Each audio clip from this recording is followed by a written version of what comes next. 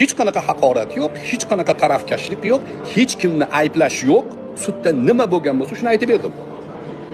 Sudda advokatlar bergan savollarni, unga berilgan javoblarni, men orada ana maktab direktori tutilmasdan qat'iyat bilan javob beryapti deganim, javob bera olyapti degan ma'noda emas. Chiqib borib, "Ha, javob bera olyapman men" deyapti ana maktab direktori. Hech ham javob bermayapti.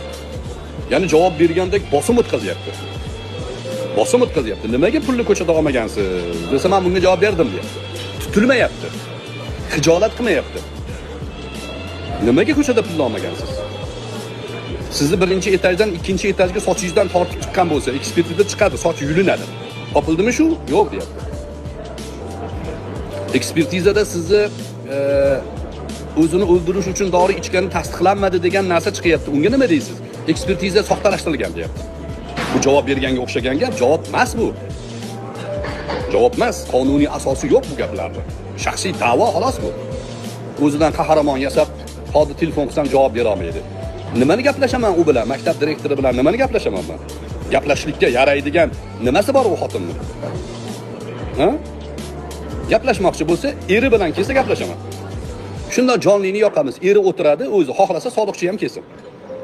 Menga savollarimga javob bersin, mayli, jurnalistik surishtiruvmi? Men jurnalistman. Magistraturada jurnalistikada o'qiganman. Huquqim bor mening. Jurnalistik surishtiruv qilamiz. Mana, men ochib beraman. Soliqchi o'tiradi, direktor o'tiradi, soliq direktorning xotini o'tiradi, eri o'tiradi, soliqchining xotini o'tiradi. To'rttasini oldida gaplashamiz. Savollarim bor mening. Xalqimiz berayotgan savollar bor. Shu xalqimizning savollarini men beraman. Tayyormisizlar? Maktab direktori sizga murojaat. Tayyormisiz? Soliqchi eringiz ham keladi. Chunki eringiz ham ishtirok etgan, qaysi ma'noda? Sizni o'sha kuni ichki ishlarga olib borishganida eringiz ham olib kelishgan. O'tirasizlar, gaplashamiz. Nima demadinglar? Xalqimiz nima deylar? Ha? Faqat bir tomonni yig'lab orqasiga musiqa qo'yib bu yechintirilgan, urilgan deyapsizlar. Ana blogerlar. Biz bu tomonni ham ochib beramiz. Qani? Gaplasha olmaydi deydi. Hey. Sanlarni o katta xolalaring bilan ham gaplashib kelganmiz biz. O manman degan qo'liga qurol ko'tarib kelganlar bilan gaplashib kelganmiz. O Fransiyagacha quvib borganmiz. Ana yuzi yo'q galoboy parvarlarni Fransiyagacha quvib borganmiz. Fransiyada ikkita MMAchiga pul berib bizga qarshi tarpiyada qilgan paytida 3 sekundlik videoni qo'yib qo'yib, Abror qochdi desa qarsak chalyapsanlar.